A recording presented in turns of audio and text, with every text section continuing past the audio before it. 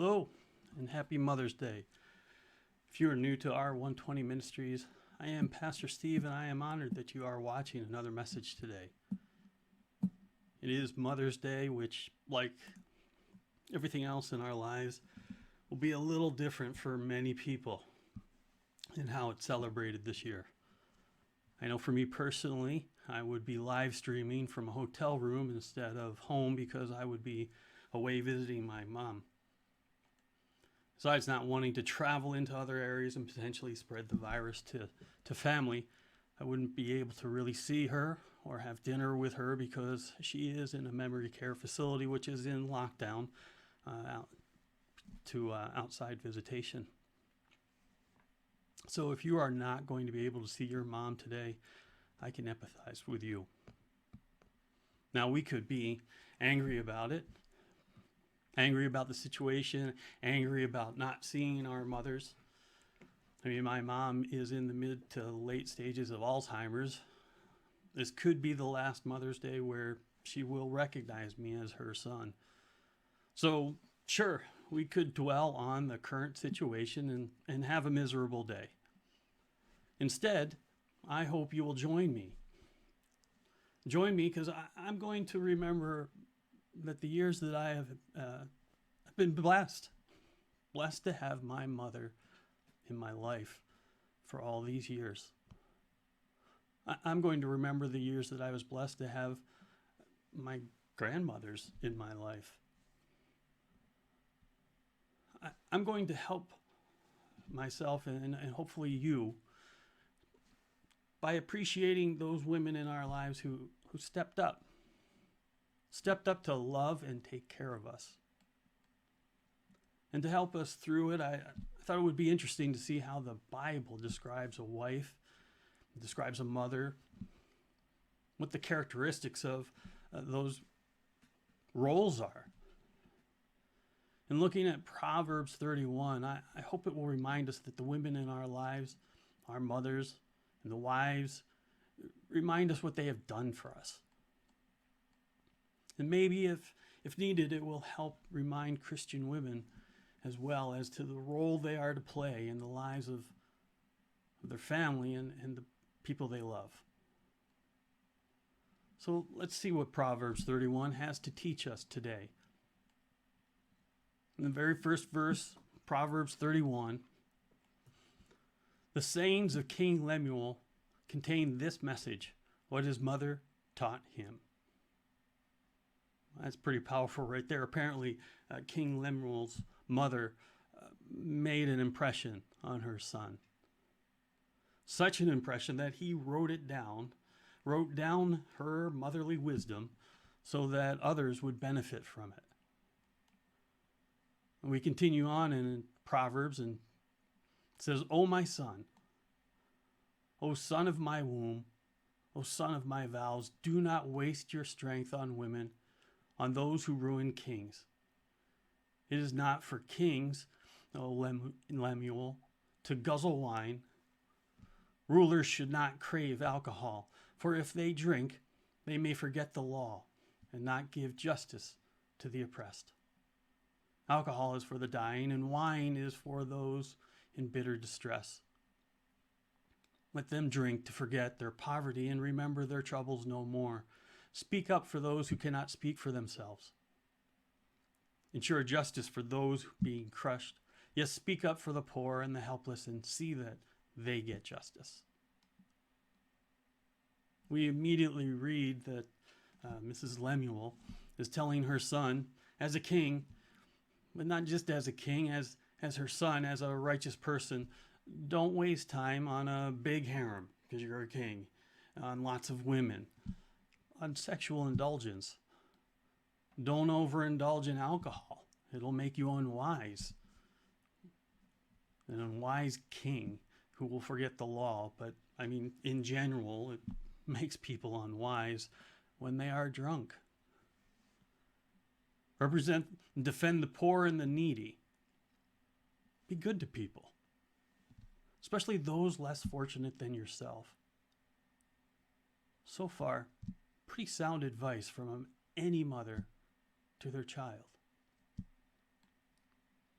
And the next verse describes the kind of woman that King Lemuel's mother thinks he should marry. And before some of you start, out there start to think, oh, great. The list of impossible standards for a woman to live up to from the mother-in-law to her son. Before you even start thinking that, let's see what advice this mother has. This mother for her son. I mean, because so far, Mrs. Lemuel's wisdom, I mean, it transcends the ages. Mrs. Lemuel has some pretty good wisdom. Not just for a king, but for any son. Again, what mother today wouldn't say to their son, hey, no loose women. Don't get drunk. And be kind to others. I mean, this advice she has given in just the first 9 verses seems pretty good. So let's see if the list is unreasonable for a wife, for a mother. Just not for then. But let's see if it even applies for today. So we continue on in verse 10. Who can find a virtuous and capable wife? She is more precious than rubies. That's pretty important, pretty valuable. Her husband can trust her, and she will greatly enrich his life. She brings him good, not harm, all the days of his life. So far, I think that's pretty reasonable. I mean, what man doesn't want a wife that, well, has good character, can be trusted, and brings him good and no harm? And because of these traits, the husband doesn't need to worry about his relationship with his wife. Not too much over the top. I think Mrs. Lemuel is doing a rather good job here, so let's see what other wisdom she has. In verse 13, she finds wool and flax and busily spins it. She is like a merchant's ship bringing her food from afar. She gets up before dawn to prepare breakfast for her household and plan the day's work for her servant girls. Okay, most of us don't have servant girls. Let's just put that aside. But the other things that she's listed, not too bad. She provides food and clothing for the family. When she goes grocery shopping, she's like a big merchant ship filled to the brim, or maybe in current standards, a big SUV filled to the brim. She prepares meals, breakfast, lunch, dinner. I mean, my mom used to make our lunches. When I went to school, there would be a lunch ready for me. That was until about high school. She still offered to make my lunch, and most of the time I would make it myself, except for those times either I overslept or just kind of needed some extra help to get ready. She offered and did this because she loved me, my brother, and my sister, and she enjoyed cooking for the family. And as we got older, there were many times that we would help her cook for the family. Now, before you jump in and think that, so the woman's place is in the kitchen, it isn't saying this at all. It's not stating it. Mrs. Lemuel is just stating that a good wife, a good mother, helps provide for the family. I mean, this is even supported further when the next verses when she goes on to say that she, the wife, goes in to inspect the field and buys it. With her earnings, she plants a vineyard. She is energetic, strong, hard worker. She makes sure her dealings are profitable. Her lamp burns late into the night. Looks like Mrs. Lemuel wants her future daughter-in-law to be pretty industrious, an entrepreneur. Buying a field and working it, making profitable dealings. Either working around the house full-time or maybe having a career also. Whatever the case, a wife, a mother should help provide for the house, help provide for the family as a partner to her husband. I mean, whoever says or preaches that the Bible states that a woman's place is just in the home or in the kitchen never read any of this. Because Mrs. Lemuel's advice to her son, certainly not saying that. She wants a partner for her husband.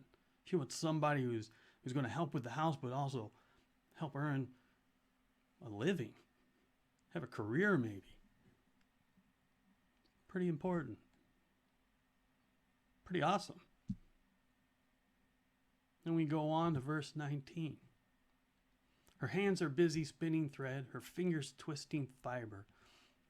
She extends a helping hand to the poor and opens her arms to the needy. Now she just wants her daughter-in-law to be kind, charitable. It's not a big ask. Pretty straightforward.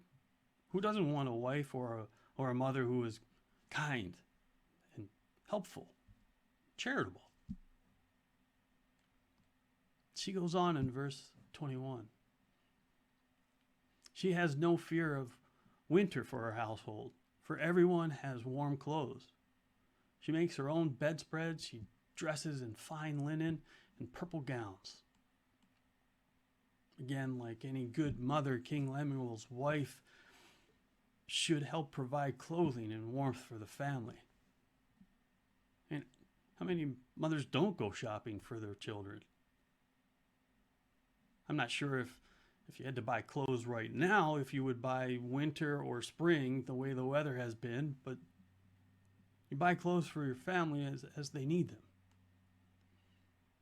them. And, mothers usually go shopping for clothes for their children. Dads, men aren't usually patient with the whole shopping process. Let's not forget verse 22. Her own bedspreads and fine linen she dresses in and purple clothes and she's to take care of herself as well. Pamper herself. It's not all about the family. You see, ladies, God says you can have some time and some things for yourself and not feel guilty about it. Some of you are probably making a note right now of it's verse 22, Proverbs 31, verse 22, just so you can write that down. You can pamper yourself. Mrs. Lemuel's advice just probably scored some big points with you. I'm sure it did. However, it doesn't mean to go in excess. But it does mean that you should recharge yourself. You are no good to yourself or to your family if you are not healthy in mind, body, and spirit. So take care of yourself. It is of great importance to you and to those you love. We continue to read in verse 25. She is clothed in strength and dignity, and she laughs without fear of the future. When she speaks, her words are wise, and she gives instructions with kindness. She carefully watches everything in her household and suffers nothing from laziness. Again, this is just summarizing that as a wife, as a mother, this woman is to be strong, dignified, kind. A woman of God. She is clothed in strength and dignity, and she helps watch over the household. She has wisdom, so she can dole out motherly advice, which, as any mother knows, will need to be given again and again. And even then, it may not sink into your children's brains. I have faith, because apparently King Lemuel heard his mother, since he took it to heart and wrote it down, and now it's recorded in the Bible. I mean, so there's still hope that your children are and may pay attention to your sage advice. Before I ask you a question, let me run down the list from Proverbs describing a good wife and mother, just to summarize. She is good to her husband and supports him. Doesn't cause him shame. Doesn't cause him harm. She helps to care for the family. She may have a job to help earn money.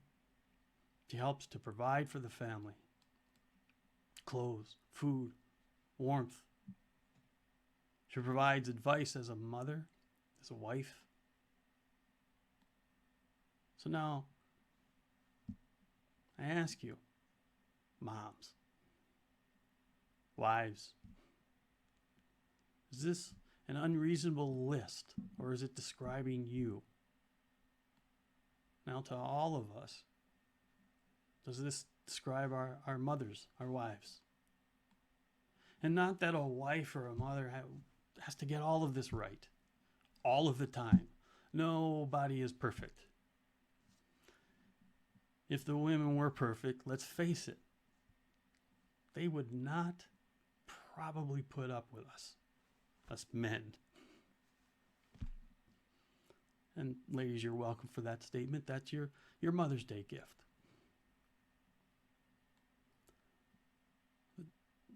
Let's look at the list and think about it. No wonder there's a Mother's Day. And to my mom, thank you, Mom.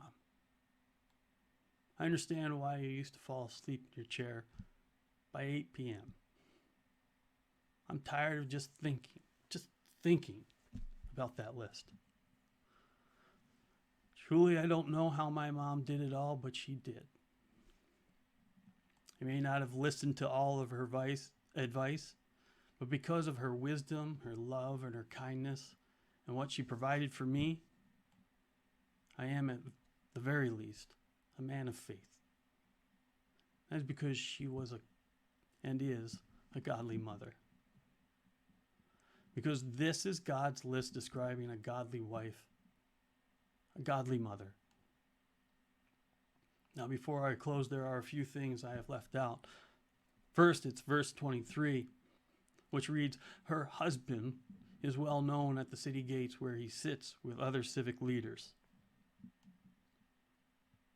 Her husband is respected.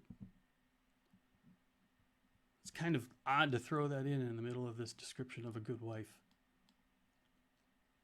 It can be taken as a husband can take care of the public affairs because he doesn't have to worry about the household. And this is kind of true. It does have that meaning in there. And for me, that meaning does apply to somewhat.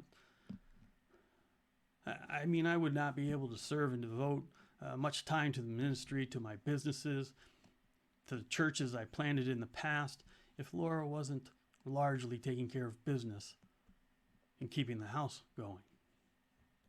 So thank you, my wife. But I think it also has to do with a bigger picture, a bigger meaning. If you read the entire book of Proverbs, it is written for attaining wisdom, for giving prudence to people, to give knowledge and discretion to people. It's to help people be wiser. While everyone can apply the wisdom of Proverbs to their life, it is largely written from the point of view as advice to a young man. And looking at the 30 chapters on how a young man should live as a wise and prudent man, we find the last chapter telling him what kind of wife he should look for. A list of characteristics of a good wife and a fantastic mother to his children. Why? Why, after 30 chapters, do we have the last chapter concentrating on what a woman should be? A wife for him, a mother for his children. It's pretty simple. Behind every good and godly man, there needs to be a good and godly woman. If a woman is as God says in his word, If a woman lives by what the Bible says, her characteristics, her traits, how she should behave, she truly lives that way as a Christian, then she is her husband's helpmate, partner, his crowning glory, and a loving, providing mother to her children. So on this Mother's Day, for all of you ladies, whether you are a mother, a wife, or looking to be married someday, please keep Proverbs 31 close to your heart. If you do, I pray that God will guide you to strive to be the wife and the mother that God has described. A supportive wife, a loving, caring, providing mother, a helpmate and a partner around the house to your husband, a successful, diligent, hardworking laborer in whatever task or job you pursue. If you do this, I pray that on this Mother's Day and every day may you experience what the final verses in Proverbs 31 state. Her children stand and bless her. Her husband praises her. There are many virtuous and capable women in the world, but you surpass them all. And I pray you remember verses 30 through 31.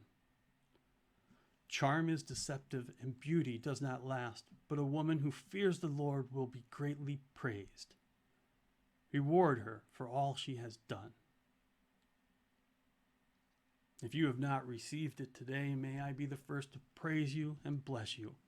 May God bless every woman for all that you do, the sacrifice you make, and the unconditional love you show for your husband and your family. I love you, Mom. I love you, Mother.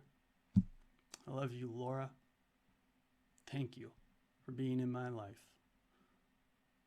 I hope you enjoyed the message and found it spiritually uplifting. If you did, please like and follow R120 Ministries on Facebook and subscribe to the R120 Ministries YouTube channel.